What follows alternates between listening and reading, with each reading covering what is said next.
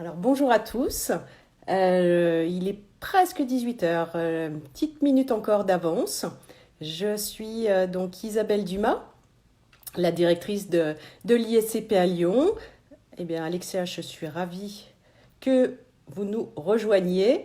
Je te laisserai tout à l'heure la parole. On va attendre un petit peu que les personnes se connectent, puisqu'on a commencé un petit peu tôt. Donc bonjour Kelly. Alors il y a plein... Manon, Lucie, bienvenue. On va... Voilà, des étudiants, des anciens qui nous rejoignent. Et puis des personnes qui sont intéressées par l'ISCPA pour la rentrée prochaine. Denis qui interviendra, donc Denis Costa, diplômé de l'ISCPA qui interviendra dans quelques minutes. Je lui laisserai la parole. Patrick Girard, directeur pédagogique. Donc voilà, bienvenue à tous. En attendant donc que tout le monde puisse se connecter, eh bien maintenant vous êtes certainement habitués à nos lives du jeudi soir. J'espère que vous avez pu les suivre chaque jeudi. Ce soir, la thématique, vous le savez très certainement, c'est on va donner la parole à nos diplômés, à deux de nos diplômés de la filière communication de l'ISCPA. Alors pour ceux qui ne connaissent pas encore trop l'école, l'ISCPA est une école du groupe IGS. Le groupe IGS, c'est un groupe de formation présent à Paris, à Lyon et à Toulouse. C'est le 5e groupe de formation en France, qui est un groupe de formation indépendant. C'est une collective d'associations et qui porte des valeurs très hautes en termes d'humanisme, d'entrepreneuriat et de professionnalisme. Et donc l'ISCPA est présente à Paris, à Lyon et à Toulouse. Et ce soir, bien évidemment, nous allons faire un focus sur l'ISCPA Lyon. Alors, nous avons donc à Lyon 2 filières de formation. Une filière de formation au métier du journalisme, avec un bachelor en journalisme et un cycle master également en journalisme. Et je vois quelques étudiants de ce cycle master en journalisme qui nous ont rejoints en 2 ans. Et également donc une filière communication sur laquelle on va zoomer un petit peu plus ce soir. Donc, qui s'adresse dans un premier temps à des étudiants après le bac. Alors, si certains s'interrogent sur la filière de bac, on n'a pas il n'y a pas de filière qu'on préfère, ni s'il y a des premières de spécialisation. Il faut vraiment que vous soyez curieux du monde qui vous entoure, que vous soyez agile avec la technologie, que vous développiez une certaine curiosité, imagination, créativité. Et c'est votre parcours, c'est votre personnalité sur laquelle on va nous s'intéresser, notamment pendant les épreuves de sélection.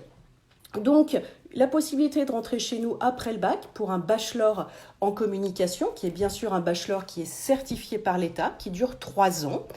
Et puis ensuite, 2 années de spécialisation en cycle master, et nous avons 2 spécialisations, l'une en communication institutionnelle et l'autre en stratégie de digital et brand content. Alors, comment ça se déroule ce parcours en 5 ans ? Alors, il faut savoir qu'à l'ISCPA, on va être très loin des amphis universitaires avec beaucoup de théories et des effectifs très nombreux dans les amphis. Voilà, c'est pas notre mode de fonctionnement. Notre mode de fonctionnement, il est orienté vraiment sur l'apprentissage de compétences, de savoir-faire pour être très rapidement opérationnel. Donc, ça veut dire des petits effectifs, que ce soit en bachelor avec 25-30 étudiants par promo, et puis en cycle master, c'est entre 15 et 20-22 étudiants par promo. Vous allez être encadré par des intervenants professionnels et vous allez travailler essentiellement en mode projet, sur des projets fictifs et beaucoup de projets réels sur lesquels vous allez apprendre petit à petit des savoir-faire que vous pourrez mettre en application sur la deuxième partie de la formation, c'est-à-dire en entreprise. Au niveau du bachelor, en première année du bachelor, vous allez déjà avoir 3 mois de stage à effectuer en France ou à l'international. En deuxième année, vous aurez de nouveau 3 mois de stage. Et en troisième année, alors s'il y a des étudiants du bachelor, vous allez avoir l'information en exclusivité ce soir. Et bien en troisième année, 2 parcours vous sont offerts, soit le parcours alternance, soit le parcours international avec un semestre d'études à l'étranger. Donc vous voyez, 3 années de formation qui sont sur un programme très généraliste qui va vous permettre de découvrir l'ensemble des domaines de la communication, de vous créer petit à petit votre projet professionnel et puis ce lien constant avec l'entreprise. Et puis au niveau du cycle master, eh bien, nos cycles master en communication se déroulent à 100% en alternance, soit en contrat de professionnalisation, soit en contrat d'apprentissage. Donc voilà un petit peu le résumé de ce parcours de formation à la communication à l'ISCPA. Mais ce soir, on souhaitait mettre à l'honneur eh bien, des diplômés de ces formations avec deux anciens, Alexia Driou, qui a fait, mais je vais lui laisser très rapidement la parole, qui a fait le bachelor communication et le cycle master en communication digitale, et Denis Costa, qui lui a fait le bachelor communication. Alors Alexia, j'ai beaucoup trop parlé, donc je vais vous laisser la parole. J'ai vu que eh bien, vous êtes là et vous allez apparaître dans quelques minutes, c'est la magie du direct. Et je vais être très heureuse de vous retrouver sur l'écran. C'est en train de se connecter et voilà. Et en plus, on a un magnifique, c'est incroyable, on dirait presque la mer derrière vous, Alexia, avec le canapé bleu. Je vous assure, on dirait vraiment les vagues, c'est génial. Bon, ça fait plaisir de te voir, Alexia. Et ben, ça me fait plaisir aussi de participer parce que, ben, mine de rien, l'école, l'ISCPA, c'était il y a quand même quelques années maintenant. Ça fait 4 ans que je suis diplômée. Donc là, ça fait bizarre un petit peu de parler un peu à des étudiants ou des futurs étudiants. Donc, pour rebondir sur ce que tu disais tout à l'heure, pour ma part, j'ai fait un bac littéraire, donc option cinéma. Donc, ça m'a un petit peu guidée quand même sur la communication parce que je me disais, ben voilà, tout ce qui était audiovisuel, c'était quelque chose qui m'intéressait. Et du coup, je me suis adressée vers l'ISCPA pour faire donc, mon cursus tout simplement. Et pourquoi cette école-là? Bah, c'était justement parce qu'il y avait l'opportunité de faire des stages pour pouvoir vérifier que c'était quelque chose qui m'intéressait vraiment, que c'était quelque chose aussi qui pouvait bah, voilà, toucher un petit peu aux différentes expériences, aux différents types de métiers, parce que quand on parle de communication, c'est la communication vraiment très globale. Communication, ça peut être digital, ça peut être événementiel, relations presse, relations publiques. Et l'intérêt de faire un bachelor en communication globale, c'est le fait de toucher un petit peu à tout ça et ensuite éventuellement, en tout cas dans mon cas, de se spécialiser pour pouvoir être plus focus sur quelque chose qui nous intéresse un petit peu plus. Donc voilà.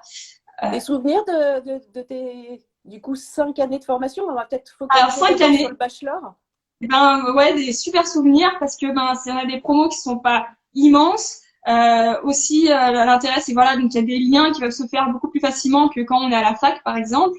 Les liens aussi avec les intervenants, parce que les intervenants on parle d'intervenants et pas de professeurs, parce que c'est quelque chose que je n'appréciais pas tellement quand j'étais au collège ou au lycée, ce côté vraiment prof, etc. Très carré, alors que là. Ils t'écoutent pas ce soir. Non, mais non.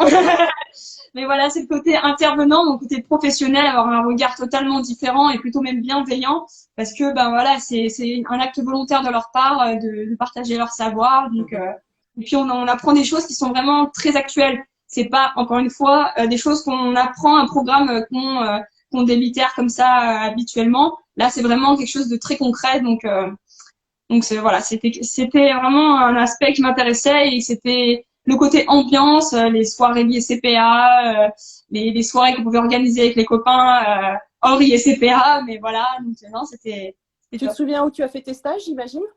Alors, j'ai fait mes stages. Ah oui, dans tout l'intérêt de la communication, c'est qu'on peut travailler un peu partout, que ce soit des petites entreprises, des grandes entreprises ou même des entreprises auxquelles on peut ne pas spécialement imaginer. Donc, j'ai commencé classique avec une agence de communication, c'était print et vidéo, photo et tout ça. Et ensuite, j'ai fait un stage dans une compagnie de théâtre. Donc, j'ai fait des relations presse, j'ai fait également, j'ai fait quoi d'autre? J'ai fait un petit peu de print, un petit peu voilà des créations, des affiches, etc. Et à côté de ça, j'ai fait également un stage dans une cave à vin. Alors ça, j'ai pu découvrir un peu le vin parce que bah comme d'habitude, quand on découvre le vin, on trouve pas ça bon, donc on commence par les petits vins et au fur et à mesure on monte. Donc, je suis pas encore au top, mais je commence à progresser. Et voilà, j'ai fait quoi d'autre cave à vin et ensuite du coup quand j'étais donc en master, j'ai fait un stage dans un grand groupe d'expertise comptable. Donc clairement, c'était pas du tout l'endroit que j'aurais pu imaginer initialement parce que pour rappeler, j'ai fait un bac littéraire, donc vraiment tout ce qui est mathématiques, calcul, voilà, pas terrible encore aujourd'hui. Et du coup, voilà, je suis dans le service communication digitale parce que ensuite j'ai fait le master en communication digitale. Et j'ai pu avoir un parcours plutôt intéressant, assez atypique, avec des expériences très différentes, quoi. Donc, en fait, toi, sur ton M1, sur ton master première année, tu as fait un stage qui finalement s'est transformé en alternance sur ton master 2 et qui s'est transformé en CDI. Exactement. Parce que tu y es maintenant depuis combien de temps? Depuis 4 ans et demi avec le stage un peu. Voilà, ok. Voilà. Autant dire que tu as bien mis le pied au départ dans la porte et puis tu y es resté. Ouais, c'est ça. Maintenant, je fais partie des meubles un peu. Est-ce qu'on peut dire ça comme ça? Ouais. Et alors, du coup, tu y fais quoi chez Inextenso? Peut-être, il y en a. Bon, tu as dit que c'était un cabinet d'expertise comptable. Oui. C'est un grand cabinet qui est. Alors, c'est un grand groupe. Alors, on parle d'expertise comptable parce que c'était ça vraiment initialement. Mais en fait, dans les faits, on fait donc l'expertise comptable, on fait de la création d'entreprise, de la transmission d'entreprise, de la finance, des avocats, du social. Enfin bref, on a vraiment plusieurs entités. C'est pour ça qu'on appelle ça un groupe, parce qu'il y a 255 agences en France. Il y a 5000 collaborateurs. Donc au début, comme j'ai pu constater, j'ai pu dire que j'avais fait des stages dans des petites entreprises et je pensais que c'était quelque chose qui m'intéressait, parce que c'est vraiment le côté humain qui m'intéressait. Et finalement, je travaille dans un grand groupe, mais le côté humain, je l'ai toujours.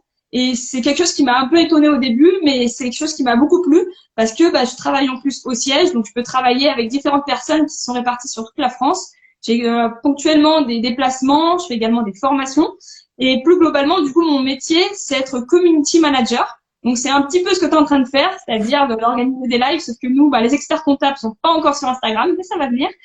Mais voilà, donc je m'occupe vraiment des réseaux sociaux. Donc là, les réseaux sociaux, c'est vraiment une stratégie que j'ai initialement mis en place. Donc, on fait des tableaux, on fait des stats, des objectifs, etc.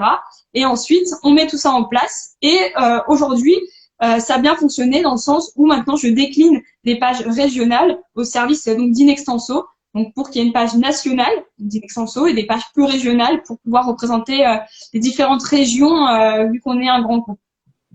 Et à côté de ça, je fais également la gestion de projet. Je suis la chef de projet web. Donc, je fais tout ce qui est maquettage de site web. Donc, ça peut être la refonte ou de la création de site internet. Donc, les maquettes et la gestion de projet, donc du début jusqu'à la mise en ligne avec les différents prestataires. Donc, les web designers, les graphistes, etc. Alexia, du coup, on a des participants ce soir qui sont soit intéressés pour faire de la communication, voire des étudiants qui sont en cours de cursus de formation. Tu as des conseils à leur donner? Alors, les conseils, c'est facile dans un sens parce que je suis vraiment très axée sur les réseaux sociaux, mais c'est être très présent sur les réseaux sociaux parce que c'est comme ça qu'on commence à se faire connaître et à se faire reconnaître.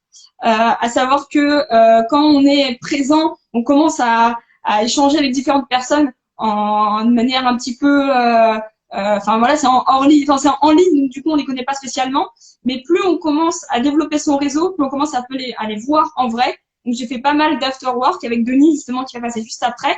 On a pu découvrir des nouvelles personnes et on se rend compte que plus on fait ce type de réseautage, parce que c'est du networking, plus on commence à faire un petit peu de place. Et pour ma part, quand j'ai recherché du coup mon alternance, parce qu'initialement, oui, j'ai continué chez Inextenso, mais initialement j'avais trouvé ailleurs, parce qu'initialement Inextenso ne prenait pas de contrat de professionnalisation, mais finalement ils ont réussi à se dire que finalement c'était peut-être intéressant, ou le profil l'intéressait, ou la situation l'intéressait, je ne sais pas, ou un mélange de tout ça. Et du coup, j'avais fait toute une recherche très en amont pour rechercher un contrat pro. Je m'étais créé un petit CV animé et je m'étais créé un petit nom sur Twitter qui s'appelle Face de Kiwi. Donc ça fait sourire. Et quand ça fait sourire, c'est qu'on crée de l'émotion. Et l'émotion, c'est la communication, c'est la base. Donc finalement, on arrive à rentrer un petit peu dans les esprits. Et quand j'ai fait cette recherche de stage, de contrat pro, j'ai toujours utilisé ces techniques-là de faire appel aux entreprises via Twitter pour les relancer ou les indiquer comme quoi on existe, etc. Donc, de la différenciation, Exactement. du réseau et une présence sur les réseaux sociaux, sur tous les job boards pour se donner de la visibilité. Bah exactement, parce que j'ai trouvé mon stage et du coup mon contrat pro et maintenant mon CDI, du coup, dans la même entreprise, via justement un système de job board. Donc, c'était région de job. J'avais mis mon CV en me disant, bon, bah, je le mets et on verra. Et finalement, une extension m'a appelé pour me proposer de faire un contrat, enfin un stage déjà initialement. Et ensuite, comme je disais, tout mon parcours que j'ai pu répéter. Donc, de l'audace. Ouais, du culot, on peut aller Du jusque-là. culot. Des fois, faut rentrer dedans et ça marche. Bosser, pas s'arrêter à des entreprises qu'on ne connaît pas ou des secteurs d'activité aussi, parce que je pense que, voilà, on t'aurait dit ça en sortant du bac, que tu allais bosser dans une entreprise comme Inextenso. Je ne pense pas que ça t'aurait fait rêver. Ah bah non, mais surtout que j'ai fait un bac littéraire et Oui. en plus, bah, une extension, je connaissais pas. On parlait de Ouais. Deloitte, je sais pas, parce qu'initialement, c'était un groupe il faisait partie du groupe Deloitte, mais plus Mmh. aujourd'hui. Et voilà, on a plein d'a priori, par exemple, sur les experts comptables, etc. Moi, la première, hein, quand on m'a dit expert comptable, j'ai fait, oh, ah bon, plus sérieusement. Je me suis dit, bon, bah, c'est un stage, on va voir. Et finalement, bah, je suis toujours là, c'est que ça se passe bien. Bien Et sûr. il faut pas s'arrêter sur les premières idées qu'on peut avoir initialement. OK. Eh ben, merci en tous les cas, Alexia. Ça Bah, fait merci super à vous plaisir et de te je voir laisse la parole à et que vous. tu t'épanouis en tous les cas dans ta vie pro. Et je te souhaite plein de nouvelles choses, plein de belles opportunités, plein de beaux projets. Et puis, on va laisser la parole à ton copain et camarade de promo, Denis. Je te laisse te déconnecter et puis on Ouais, va appeler Denis. Donc, un grand, grand merci à toi. et Et ben ça pour fait voilà, plaisir. ta Bon courage. générosité, en tous les cas, de partager tes conseils aussi avec les futurs étudiants de l'ISCPA. Et ben voilà, bon courage à tous et j'espère que si vous n'êtes pas encore étudiant, bah, vous le serez dans l'école ISCPA parce que vraiment c'était un super parcours, une super expérience. Et si c'est pas l'ISCPA, bah, ça sera ailleurs. Mais la communication c'est top et continuez. Merci Salut! beaucoup, Alexia. Bye bye. Donc, Denis, si tu peux effectivement te connecter pour que je puisse te laisser la parole. Mais voilà, c'est toujours très agréable de retrouver des anciens qu'on a vu évoluer pendant 5 ans et puis maintenant voilà, qui s'épanouissent dans leur vie professionnelle. On fait vraiment un très beau métier. Alors Denis, ça y est, je t'ai vu et tu vas pouvoir prendre la parole dans quelques secondes. Et voilà, te voilà. Bonjour à tous, Bonjour Denis. Isabelle. Salut. Bon, bah, Denis, là aussi, toi, bah, si tu peux un petit peu nous parler de ton parcours. Ouais, parce que moi, il est Il est un peu différent de celui d'Alexia. Moi, j'avais commencé des premières études en gestion qui s'étaient un peu mal terminées, et puis je m'étais renseigné auprès des missions locales qui m'avaient orienté vers des programmes de parrainage. Et puis, c'est une ancienne de l'ISCPA que j'avais eu la chance d'avoir en marraine. Et qui m'avait dit, mais pourquoi tu tentes pas ta chance? Et du coup, bah, pourquoi pas, effectivement, j'avais tenté ma chance, tenté le concours et j'étais rentré en deuxième année, si je me souviens bien, de l'ISCPA pour le bachelor. Et bah, ça a été une très très belle idée de sa part et une très très belle expérience pour moi ensuite. Mhm. Ben, effectivement, c'est pas comme la fac, c'est pas comme le collège, c'est pas comme le lycée. Il n'y a rien de plus professionnalisant, je pense, avec le nombre de dossiers qu'on a dû rendre déjà sur nos 2 dernières années de bachelor. Je pense qu'on a de quoi Ouais, témoigner. vous avez travaillé, c'est vrai. Ouais, on travaille C'est un vrai peu. que vous avez bossé. Il y avait quelques intervenants, effectivement, qui vous ont bien, bien fait bosser. J'imagine que tu dois te souvenir de tes compétitions d'agence C'est ça. avec Ouais, Gilles Aneda. c'est ça avec Gilles Aneda où on devait tous créer notre agence à trois ou quatre. Je crois qu'on était par agence avec chacun un rôle dedans. Et puis tout au long de l'année, des projets présentés par des intervenants et des clients extérieurs et qui avaient des vrais besoins de recommandations et des vraies problématiques à nous soumettre.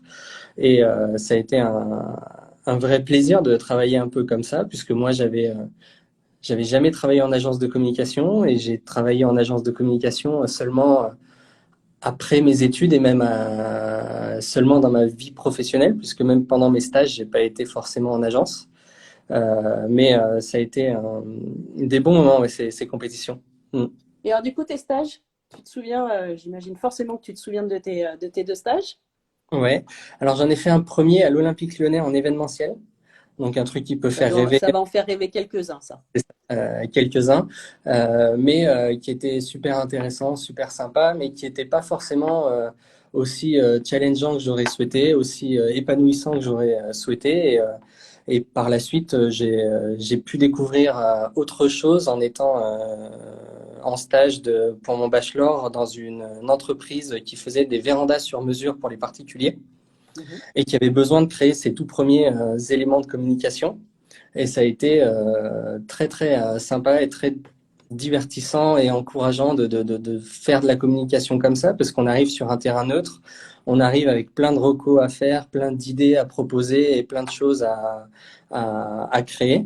Et ça a même, je dirais, lancé par la suite mon auto-entrepreneuriat, puisque pendant 2 ans, je suis Mhm. resté freelance. Et bah, c'est le patron de l'entreprise qui m'a dit, écoute, on a encore des besoins, on a encore des choses à faire, donc ce serait bien qu'on puisse encore compter sur toi. Et j'ai pu réaliser des plaquettes commerciales, un logo, une charte graphique, même un catalogue pour les expos, travailler sur des textes pour le nouveau site web et tout plein de choses. Donc ça a été un vrai bonheur. Ouais. Mm. Ouais, et puis comme quoi, enfin, je trouve que c'est toujours ça qui est surprenant, c'est que finalement, en si peu de temps, parce que 2 ans, c'est très rapide, Mm. finalement, tout ce que vous arrivez à apprendre et à mettre en œuvre et devenir finalement euh, véritablement force de proposition dans tout type d'entreprise. C'est ça. Et c'est rapide, hein, Ouais, c'est rapide et puis enfin, c'est dû aussi à la pédagogie qu'on a, puisqu'on a bien sûr. beaucoup de cas pratiques toute l'année. On n'a pas forcément de cours théoriques avec des formules mathématiques à connaître par cœur, à rentrer dans la calculette pour s'en rappeler. Non, non, on est de suite plongé dans des cas, de suite plongé dans des situations de faire des propositions concrètes et réalisables. Et Mhm. ben, finalement, on le retrouve très vite dans le monde professionnel parce que ben, c'est ce qu'il faut faire. C'est-à-dire, il faut être Bien sûr. capable de dire, ben, face à ce problème, vous avez toutes ces solutions qui se proposent à vous et qui peuvent vous convenir. Mais nous, on vous conseille celle-là parce qu'elle nous paraît la plus intéressante et la plus intelligente pour tout un tas de choses. Hmm. Et alors du coup, donc 2 ans en free, en Mhm. auto-entrepreneur, et C'est ça. après, Et après, bah, en fait, en étant en free et en traînant un peu dans les afterworks, en rencontrant tout l'écosystème free du web lyonnais qui est quand même assez vaste et mhm, assez costaud, j'ai pu rencontrer le fondateur et le président d'une agence de communication qui s'appelle Tamento et on a discuté pendant la soirée, qui à la fin de la soirée, m'a dit, écoute, on cherche des bras en community management, en social media. mhm. Est-ce que ça t'intéresse? Moi qui avais toujours besoin de remplir mon portefeuille client ou même de faire de nouvelles expériences, j'y suis allé. Et pendant 3, 4 mois, on a collaboré ensemble par petites touches et puis ça s'est approfondi jusqu'à ce que ben, il me propose un CDI, d'intégrer l'agence et de m'occuper de tous les clients de l'agence pendant mon contrat. Ce que j'ai Ouais. Je finalement pense accepté. qu'effectivement, ce que tu as vécu en tant qu'auto-entrepreneur, et c'était néanmoins il y a quelques années néanmoins en arrière, même si c'est pas très vieux, mais je crois que c'est pas si vieux que ça. Mais néanmoins, je crois que pour tout futur étudiant désormais, alors certainement encore plus aujourd'hui en communication, peut-être que dans d'autres métiers, mais, euh, mais aujourd'hui, de se monter en auto-entrepreneur et de développer quand même quelques activités en parallèle, c'est quand même Mm. se créer un réseau et une visibilité qui me paraît aujourd'hui un peu indispensable, hein. C'est sûr, et puis c'est aussi une manière de dire, ben, je continue à maîtriser les outils, à utiliser les outils, à me confronter à d'autres situations après les cours, parce que Mm, ben, c'est bien gentil, mais enfin, c'est comme tout, hein, si on arrête, on ne sait plus faire. Si on ne sait plus faire, et ben, c'est difficile de le vendre dans son CV et de le justifier quand on va chercher un emploi. Donc non, puis c'est hyper formateur parce qu'on est indépendant et il faut se prendre en main, il faut aller se confronter à toutes ces choses-là, à dire au refus des clients, aux propositions refusées alors qu'on y croyait à fond et à toutes ces choses-là. Et puis ça permet de toucher à tout un tas de domaines qu'on n'aurait pas imaginé, hein. Et là encore, comme Alexia, même si elle, c'était pour son stage, son premier stage chez Inextinso, la magie de LinkedIn, là, pour le coup, toi, c'était? Ouais, ouais, puisque je ne suis plus maintenant chez Tamento, mais chez Mhm. Invox. Et en fait, c'est via mon profil LinkedIn que l'entreprise où je suis m'a contacté. J'ai reçu un mail du patron qui m'a dit, écoute, on a trouvé ton profil sympa, on a une offre à te proposer qui pourrait te correspondre, est-ce que ça t'intéresse? Moi qui n'étais pas forcément dans une étape de recherche d'emploi ou de nouveaux défis, j'ai répondu presque par curiosité, par jeu, et puis finalement en discutant avec les équipes à l'intérieur, je me suis dit que ce serait une belle idée de rejoindre cette équipe, et ça fait maintenant 8-9 mois que je suis là, et c'est toujours une très belle idée que j'ai eue. Alors, c'est quoi ton métier? C'est quoi Alors, Social Media Manager? Alors, Social Media Manager, comme on dit si bien, c'est une partie de Community Management, c'est-à-dire gérer l'animation des comptes, des réseaux sociaux de l'agence et de nos clients. Et puis, c'est aussi une partie de stratégie et de publicité, hein, c'est-à-dire mettre en place des mécaniques d'acquisition pour faire en sorte que les visiteurs, les utilisateurs des réseaux sociaux ne soient pas que des curieux qui voient passer les publications, mais aussi des utilisateurs intéressés qui finissent par cliquer, puis se renseigner, puis devenir clients du produit ou du service que l'agence ou nos clients ont à proposer. Ok. Hmm. La captation, la transformation et la rétention. Exactement. Et puis après, Ok. l'invitation aussi, à essayer de leur dire que même s'ils ont signé pour quelque chose, il y a d'autres choses magnifiques à faire et qu'il y a toujours plein de belles choses à faire. Un conseil, toi, un ou plusieurs conseils que tu donnerais aux étudiants ou aux futurs étudiants? Oui, ne pas s'arrêter au secteur, ne pas s'arrêter à une idée préconçue de métier. Moi, si on m'avait dit que je serais social media manager en 2014, quand je suis sorti diplômé, j'aurais dit, mais c'est un métier qui commence à peine, on ne sait pas ce que ça veut dire. Dans 2 ans, ça n'existe pas.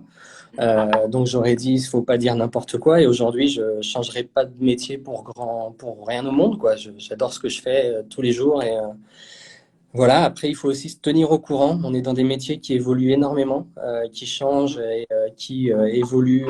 Et les pratiques évoluent, les métiers évoluent, les secteurs d'activité évoluent. La digitalisation, notamment, change tout, hein. Alexia le disait, les experts comptables ne sont pas encore sur Instagram, mais ça ne saurait tarder, je pense. Il y a plein de belles choses à faire, à découvrir dans tous les métiers. Et puis, faut pas hésiter à aller poser des questions, à aller rencontrer les gens et à aller échanger avec ces personnes pour pouvoir discuter et comprendre un peu mieux leur métier et aussi trouver le métier ou découvrir des métiers qu'on n'aurait pas imaginé. Mais ouais, je crois qu'effectivement, c'est des bons conseils qu'il faut que nos étudiants s'appliquent. Voilà, on est super fiers aussi de toi, Denis, et puis tous ceux qui Merci. n'ont bien sûr pas pu intervenir ce soir, mais voilà, c'était important que vous puissiez écouter deux de nos anciens et voilà, leur parcours et comme quoi rien n'est écrit au départ et il faut voilà, saisir les opportunités.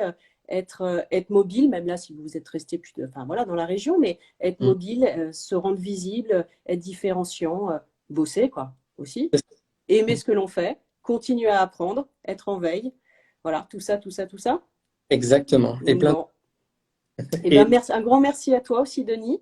je t'en prie, ça a été un plaisir. Et puis à très bientôt pour de vrai, j'espère, sur le campus, Avec lors d'une plaisir. soirée ancien, une future À soirée ancien. Ok, bientôt. merci beaucoup.